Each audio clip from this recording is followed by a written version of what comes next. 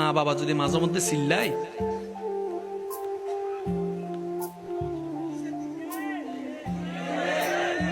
মানুষের সামনে চিল্লাইছে আর কি, বড় জনে মা বাবা,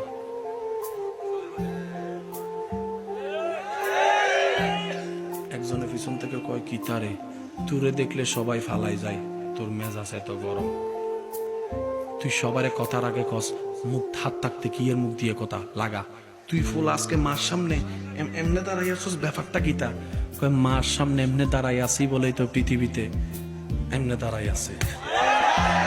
সুবহানাল্লাহ, জোরে বলবেন না? মা বাবার সামনে এমনে দাঁড়াই আছি বলেই তো আজকে পৃথিবীতে এমনে দাঁড়াই আছি। আমি যখন মা বাবার সামনে নিজের রাগকে কন্ট্রোল করেছি, আল্লাহ তাআলা আমাকে অন্য জায়গায় মাথা উঁচু করে দাঁড়ার একটু সুযোগ করে দেন। বিশ্বাস করেন ভাই, আপনি যে আল্লাহর গোলামি করেন ওই আল্লাহর ভান্ডারে কমতি নাই। পাই না কেন জানেন? আমরা চাইতেও জানি না, আমরা নিতেও জানি না, আমরা ডাকতেও জানি না।